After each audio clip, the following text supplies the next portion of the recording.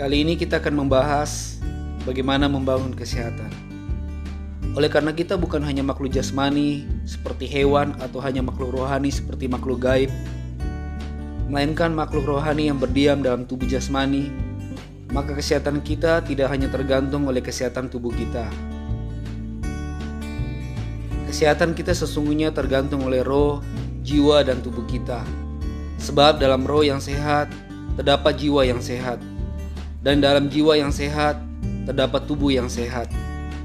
Untuk memiliki kesehatan yang maksimal, kita harus membangun kesehatan di 3 aspek tersebut, yaitu yang pertama, roh.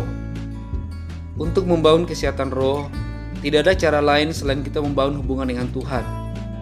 Mengenai ini telah saya bagikan di video sebelumnya tentang membangun hubungan dengan Tuhan.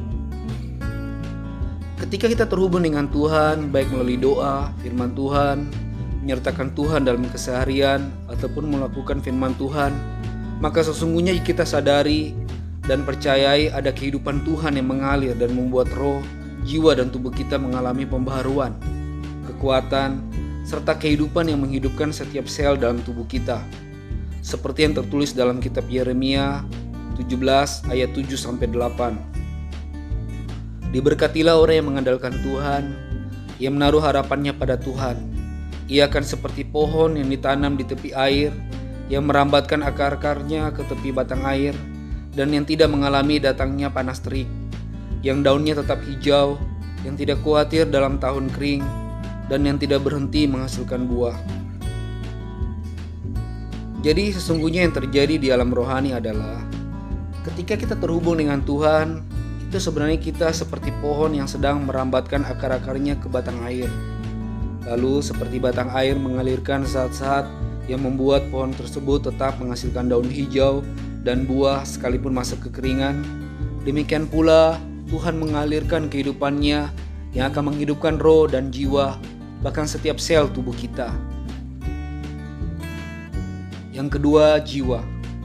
Untuk membangun kesehatan jiwa, maka kita harus menjaga kesehatan pikiran, perasaan, dan kehendak kita. Ketika kita membangun diri, sebenarnya kita sedang membangun kesehatan jiwa. Tentang membangun diri telah saya bagikan di video sebelumnya. Kesehatan pikiran dibangun dengan membiasakan diri untuk terus bertumbuh dalam pikiran yang benar.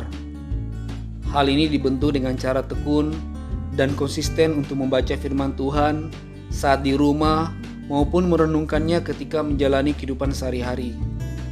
Biasakan tundukkan atau selaraskan pikiran kita dengan kebenaran firman Tuhan, sekalipun sering tidak mengenakan. Kesehatan perasaan dibangun dengan membiasakan diri untuk terus bertumbuh dengan perasaan yang benar. Hal ini dibentuk dengan cara tekun dan konsisten untuk melatih, mengevaluasi apakah perasaan kita sesuai dengan kebenaran firman Tuhan. Latihlah perasaan kita agar selaras dengan firman Tuhan.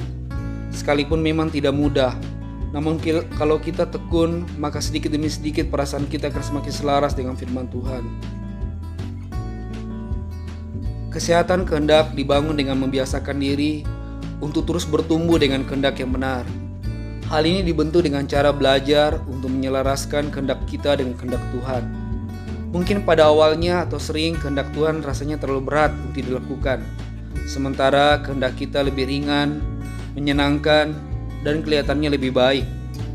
Tetapi percayalah, apabila kita berani dan tekun untuk terus melatih diri kita untuk melakukan kehendak Tuhan, maka seiring berjalannya waktu semakin banyak kehendak Tuhan yang kita lakukan daripada kehendak kita.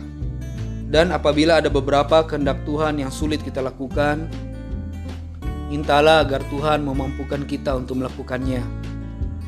Seseorang yang memiliki pikiran, perasaan, dan kehendak yang benar akan memiliki tubuh yang lebih sehat dibandingkan seseorang yang memiliki pikiran, perasaan, dan kehendak yang salah.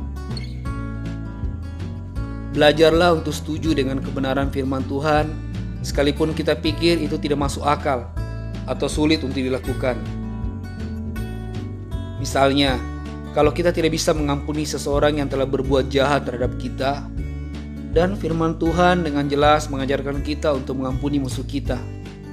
Jadi sekalipun kita belum mampu mengampuninya, namun belajarlah untuk mengakui dan setuju bahwa mengampuni itu adalah pilihan yang terbaik, terbenar, dan tujuannya memang untuk kebaikan kita. Lalu mintalah agar Tuhan membuat kita bisa mengampuni. Percayalah, jika kita lakukan terus-menerus, maka cepat atau lambat pada waktunya hati kita akan diubahkan Tuhan, sehingga akhirnya bisa mengampuni musuh kita. Yang ketiga, tubuh.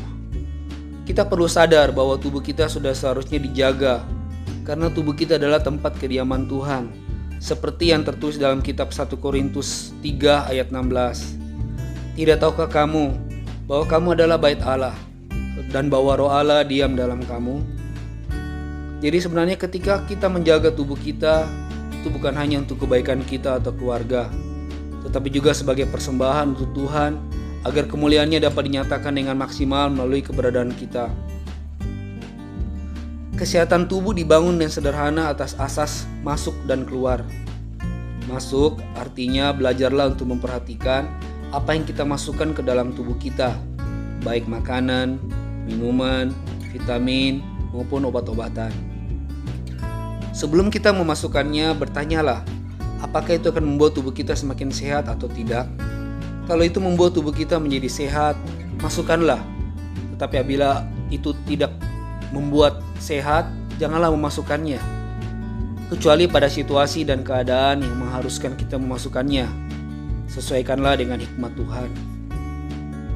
Keluar artinya apa yang keluar dari tubuh kita, atau apa yang tubuh kita lakukan.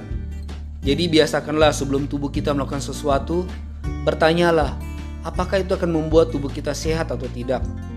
Kalau itu membuat tubuh menjadi sehat, lakukanlah. Tetapi kalau itu membuat tidak sehat, janganlah lakukan. Kecuali pada situasi dan keadaan tertentu yang mengharuskan kita melakukannya. Sesuaikanlah dengan hikmat Tuhan. Contoh masuk yang menyehatkan. Pola makan teratur, makan makanan yang bergizi, tidak harus yang mahal. Makan segala sesuatu dengan seimbang, jangan berlebihan. Contoh masuk yang tidak menyehatkan. Sering mengkonsumsi makanan dan minuman yang mengandung zat kimia, merokok, minuman keras.